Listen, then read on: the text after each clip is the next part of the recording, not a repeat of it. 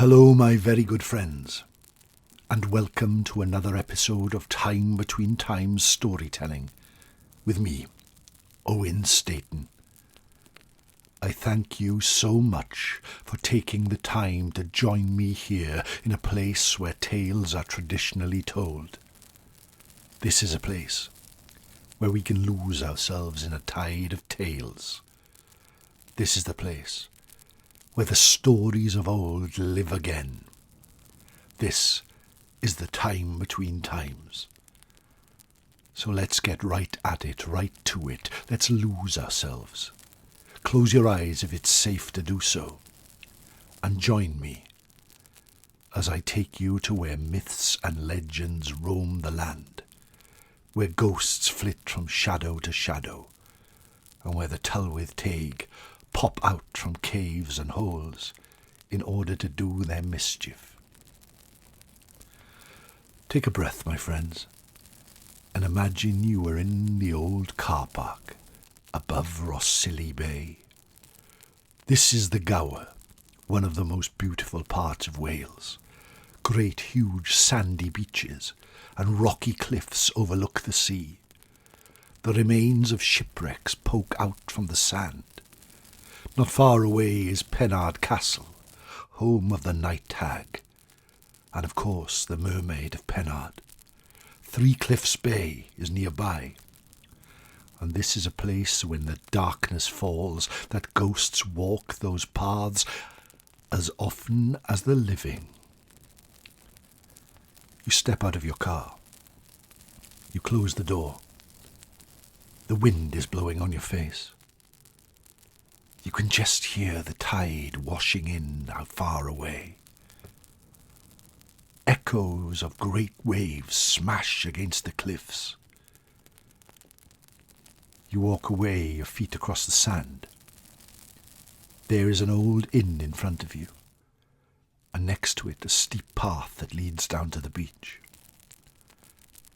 You watch your feet as you walk from side to side, standing over rocks. It twists and turns, and suddenly comes out overlooking a glorious bay. Although it is starting to grow dark, the moon shines on a beautiful sandy beach below that stretches into the distance. The tide is half out. The remains of a wrecked ship stick out like a broken tooth. As you walk down, the smell of the sea hits your nostrils. It is growing darker, but you can see now. Nestled in a small cove under the cliff, someone has lit a fire. The smoke comes up and meets your nostrils, and it relaxes you straight away. For this smell, this feeling, is the one you get when you gather at the fire pit at the heart of the forest. This is a place where you know you will be relaxed. This is a place where you know you will lose yourself in story. As you walk further down, the path grows sandier. It becomes so steep at times that you have to reach out and brace yourself by grabbing holds of clumps of grass. But you finally walk down on the pebbles that line the beach. Your balance is sometimes shaken as you step over them one at a time, and then step onto the sand. You look up. There are cliffs all around. Lights sparkle on the top. But it is almost silent. Just the washing of the sea. As you step towards that fire pit, your feet sinking in the sand. As you grow nearer, you see them, your friends gathered, and they call you and welcome you to join them. They have pulled up some old logs around the fire and are cooking hot dogs. They smile, and you take your place among them, and you take a breath as you feel happy and relaxed. Suddenly the storyteller stands up his voice echoing slightly against the cliffs.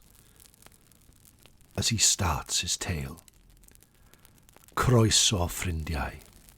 Welcome, my friends, to the time between times, the time when it's neither night nor day, but the sun has gone and the sky is grey, the time when the veil between our world and the fairy world grows wafer, wafer thin, so thin that for a few moments, in just a few moments, you can reach into the realm of fairies and they can step into our realm. You see, now is the time that people see lights in the sky. Now is the time that people see the Tylwyth Teg. Now is the time that the ghosts of the past come to visit the living. Now is the time between times. Far away, you can hear the howl of wolves and the growl of bears. But you know you are safe here, right here. The storyteller brings up an old book, its pages just about held together. He speaks about how in a cave not far from here this book was found, filled with stories from hundreds of years ago. The Mabinogi, or the Mabinogion. He asks you to sit down and relax as he tells you the tale of Pwll, the Lord of Arbeth. Pwll was a great lord, one of the great, great lords of Wales, one of the wisest men to ever walk these lands. He ruled the kingdom of Arbeth with a wise and kind hand. People from miles around would come and visit him. His days were filled with wise decisions and the governing of his land. But in his heart, he wanted nothing more than to run the wild forest paths and hunt the greatest stags. One day, as the sun was at its zenith, Pwll decided to sneak out, go out and hunt to clear his mind. He got on his horse, took his pack of dogs, and rode off into the forest. He could feel the wind in his face. Far away he could hear the waves battering against the shore. Here he was happy. Here he could truly be who he wanted to be. It wasn't long before his hounds got the scent of a stag. A huge stag that ruled over the forest like a lord. Great antlers on its head. He caught a glimpse of it as he turned the corner in the woods, and the hounds started to chase, howling and barking into the wind. His horse started to run after it. He could feel the wind in his face. He could feel the wind in his hair. He'd never felt happier. He knew soon he would catch this stag and have another trophy for his great haul. They rode through the trees. They rode over hills. They splashed through the river, and still they ran. He soon became aware of another pack of hounds that were also chasing this great stag. As he rounded a bend in a path, he saw that these hounds were white in aspect, with bright red ears. He wondered what great lord these belonged to, these magical-looking creatures, but still he chased the stag. Finally, as they had run for hours and the sun was starting to set and the moon was starting to rise and the time between times was upon them, his hounds caught the stag and brought it down, the same time as the strange white hounds did the same. Pwll stopped, got off his horse, and waited for the hounds to finish so he could take his quarry, when suddenly a voice from across the clearing boomed out. "Who are you? Who dares to take my kill?" "Good sir," called Pwll, "my hounds saw this stag first, and they had the right to hunt for it."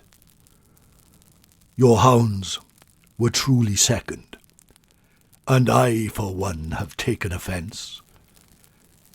Make good your wrong, good sir, for you owe me a boon now." "Very well, if that is what you think is so. What can I do to make up this honour to you?"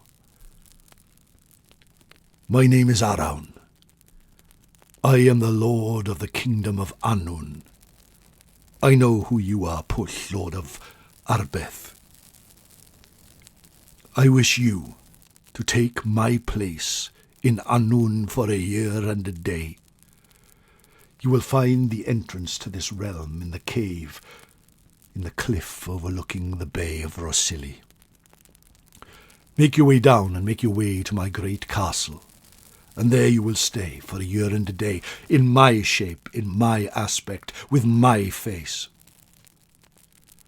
Whilst you are there, I have an enemy called Hafgan, and a year from today I will meet him on the ford nearby to fight to the death for the rulership of Annwn.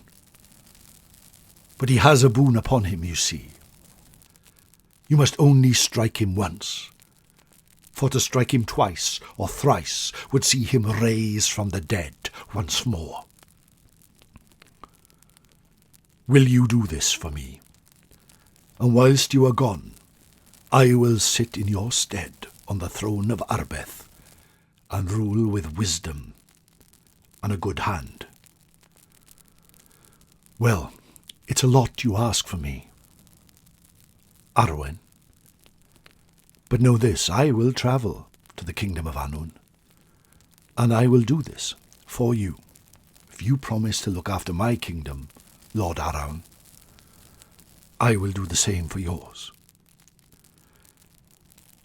And with that, Pwll went to the cave on his horse with his hounds, and looked inside. It was so dark you could not see your hand in front of your face. The sea smashed against the rocks as he climbed down and stepped inside. He followed the path down and to the left, back and to the right, until he emerged deep beneath the earth in a kingdom like he had never seen. The lands of Annwn were inhabited by the Tylwyth Teg who danced under the moonlight. Ghosts wandered the path and caused no fright. Great warriors completed great quests. But now he was in the aspect of Arwen, and everyone thought he was lord of these lands. He went to Arwen's castle at the centre of the kingdom, and there he met with his wife, who of course thought her husband had returned. As night fell, she asked Pwll to come to her bed, like she asked Arwen every night. But Pwll thought for a second, and she was more beautiful than anything he had ever seen before. But in honour, he turned his back and slept on the floor outside the bedroom. Days turned to weeks, weeks turned to months, months turned to a whole year, and although Pwll wandered the land of Arwen with happiness in his heart, he knew that his quest would soon come to an end with his war, his fight, his duel with Hafgan, the enemy king. Every night he slept on the floor outside the bedroom, and on that last day he donned Arwen's armour, picked up his sword, and went down to the ford. And there, as the sun started to rise, he met with Hafgan, the greatest, largest, most ferocious warrior he had ever seen. Accompanied by a whole warband of warriors, they cheered as their lord stepped ankle-deep into the water and raised a sword bigger than anything Pwll had ever seen. Summoning all his courage and his warband, he stepped into the water as well, and as the sun started to reach in the sky, their swords clashed in the water. The battle raged throughout the day, Hafgan getting the upper hand, followed by Pwll doing the same, until the sun started to set, and Pwll swirled around and caught Hafgan with a lucky blow underneath his armpit. His blood fell into the water, and it turned bright red, and the great warrior fell to the ground, injured. He looked up and called to Pwll. "Lord Arwen, I ask that you strike me and finish this, for I have been a man of honour, and you can slay me now." Pwll raised the sword to bring it down again, but then Arwen's words echoed in his mind. One strike, and only one strike.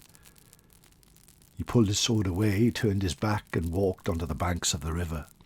Halfgan's warband went and dragged him from the water and took him back to whence he came, defeated and never to challenge for the throne of Annwn again. Pwll went back to Annwn's castle, stepped inside the hall, took off his armour.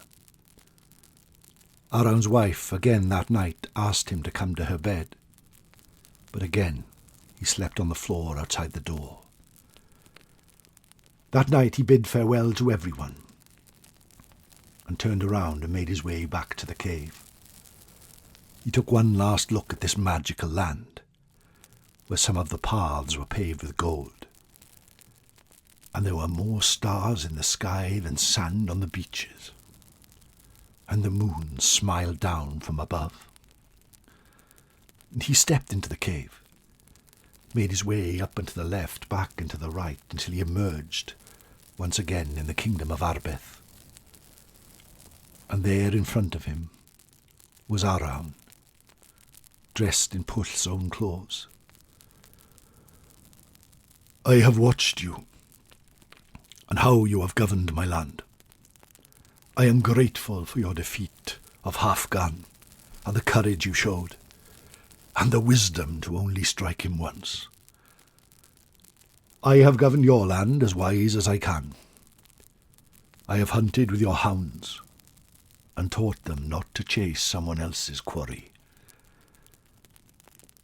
But Pwll, what surprised me the most, what cheered me the most, is that when my wife asked you to come to bed with her, you did not, out of respect for both her and me. You are a true friend." It was there outside the cave they both embraced and went their separate ways. Pwll back to Arbeth, Annwn back to Annwn. And that would end our story from the first branch of the Mabinogion, written down in the Middle Ages by monks closeted away. But, my friends, at the crux of this story is the joining of two worlds, the kingdom of Annwn and the kingdom of Arbeth, and now, of course, Cymru and Wales. It is because of the friendship between Pwll and Annwn. It is because of the honour showed to both of them that the magic of Annwn seeps into the land of Wales. That is why the Tylwyth Teg float amongst the trees. That is why the ghosts walk these paths. That is why the tales are so rich and so magic. Because the portal to Annwn is always open, as it was on that day many years ago. And that, my friends, is the story of Pwll and Annwn, told to you by me, Owen Staton, at the time between times. I hope you enjoyed that tale, my friends. If you wish to support me, why not leave a review, telling people how much you enjoyed the show. I have a Ko-fi channel at www.kofi.com/Owenstaton. Buy me a coffee, I would really appreciate it. Or join my growing band of patrons at patreon.com/Owenstaton7. I am so glad that you choose to spend your time here. You can follow me on Twitter at OwenSGriffiths. I am so happy for your company.